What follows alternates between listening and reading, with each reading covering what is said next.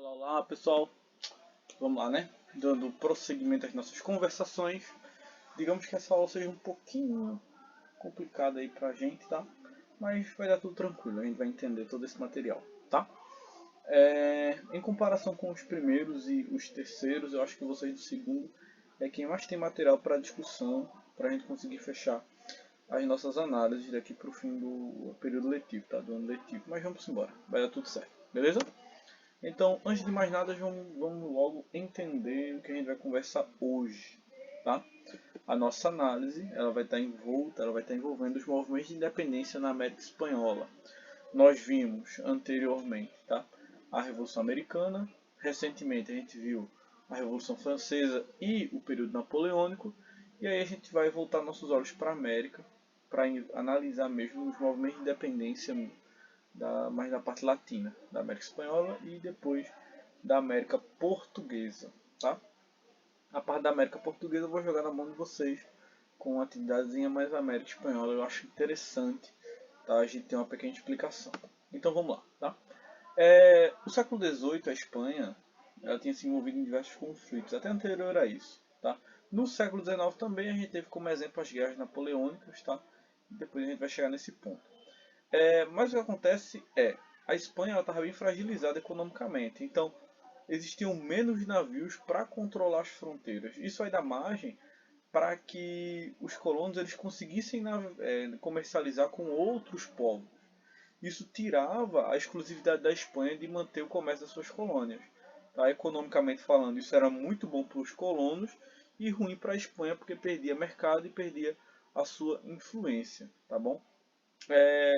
Nessa época, a elite colonial ela vai crescer, principalmente os crioulos, tá? Mas em compensação, se a gente for parar para ver o todo, eles não ganharam aquela autonomia política que se esperava. Isso ainda ficava restringido aos chapetones. E aí a gente precisa lembrar o que é um crioulo e o que é um chapetone. Os chapetones eram a elite da América Espanhola. Eram filhos de espanhóis nascidos na Espanha que vinham para as colônias administrar. Essas pessoas geralmente eram de confiança da coroa. Os crioulos eram descendentes de espanhóis nascidos na América. Então a coroa geralmente não dava tanto prestígio.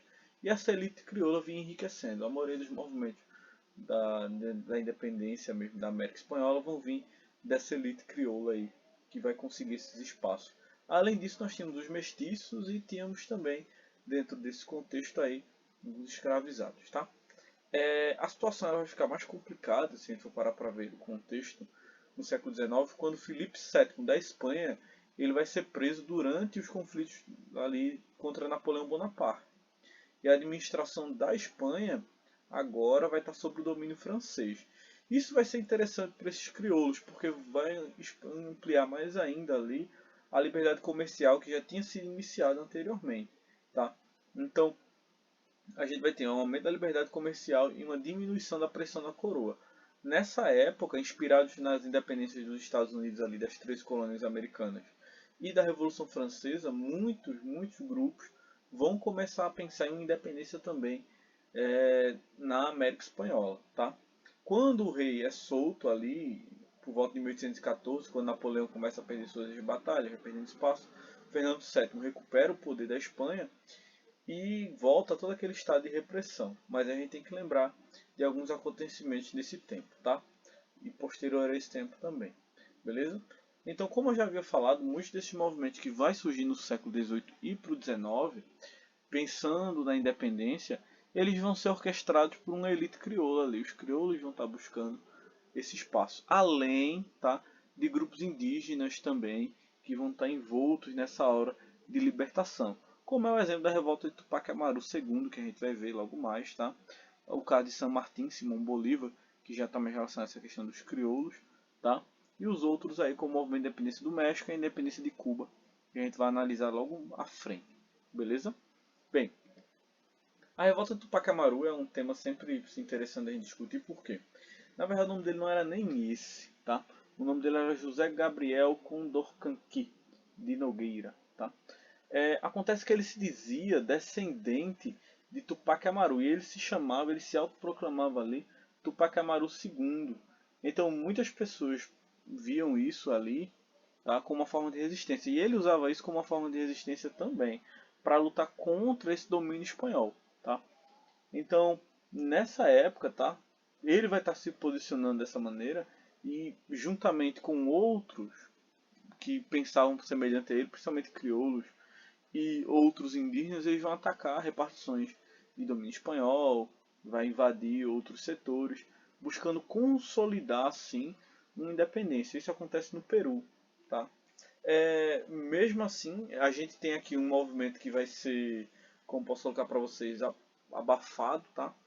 A coroa vai conseguir controlar, Tupac Amaru vai ser executado da mesma forma que seus aliados também vão ser. Então vai ser um processo que vai acabar perdendo bastante força, tá? E aí a gente vai para outro caso, que é o de Simão Bolívar e José San Martín. Ambos crioulos ali. No caso de Bolívar, a gente tem um militar mais centralista, um cara que tinha outra linha de pensamento. E desconsiderem esse mapa aí agora, porque eu estava buscando um que se relacionasse mais a essa questão do Império Espanhol e eu acabei não encontrando outro próprio do período, tá? Esse aí é até mais antigo do que eu queria. O que acontece é o seguinte, São Martín ele vai apoiar vários movimentos de independência, principalmente mais na parte sul da América Espanhola. Então muitos movimentos que vão acontecer no México, no Chile, vão ser movimentos apoiados pela figura de San Martín ali contra a coroa espanhola. Simão Bolívar ele já vai agir mais na região da Colômbia, em tantas outras aí, tá? Que numa linguagem mais simples é esse espaço que vocês estão vendo como Nova Granada, tá? Então Simão Bolívar ele vai agir mais nessa região, tá? E ele defendia, no caso de Simão Bolívar, a ideia de um poder mais centralizado, mais forte e composto, estruturando assim vários estados independentes. De maneira geral, tá? Tanto San Martín quanto Simão Bolívar, eles foram responsáveis pela libertação de muitos desses espaços aí dentro dessa estruturação de uma luta mais das elites crioulas, desses grupos, tá? Que buscavam essa separação da Espanha com a América, beleza? Essa repartição.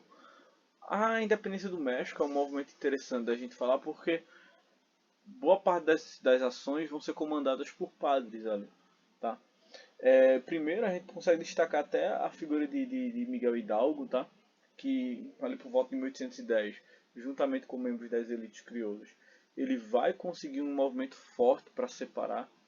Hidalgo depois ele vai ser preso e morto, e no lugar dele a gente tem José Maria Morales, que vai dar continuidade a essas ações. Tá? Morales ele vai ser responsável por proclamar a independência do México, tá? E elaborar uma constituição. A Espanha não aceita mesmo, não reconhece a proclamação e muito menos essa constituição. E aí a gente tem uma série de conflitos após isso, tá bem? Mesmo depois da morte tanto de Hidalgo quanto de Morelos, chega a vez de mestiços e indígenas também lutarem para manter essa independência, por aumentarem esse movimento. E apoiados por crioulos e outros grupos, eles vão conseguir bem tempo depois uma estruturação, mesmo da existência de uma monarquia parlamentar que ainda vai acontecer no México e outras coisas. Mas o importante é a gente lembrar mesmo dessa separação, dessa divisão aí, tá bem própria do período.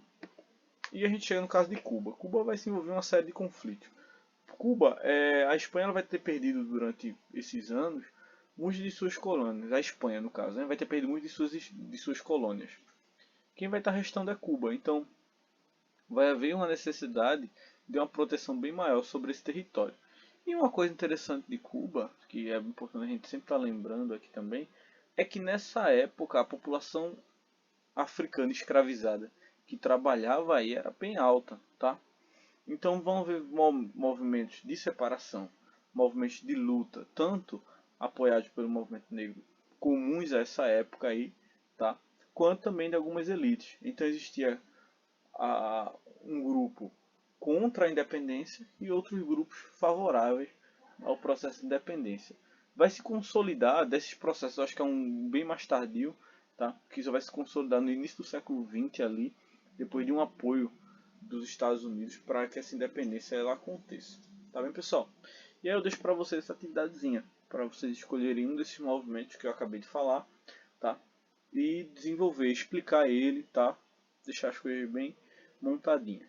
Pode ser mapa mental, do jeito que vocês acharem mais interessante.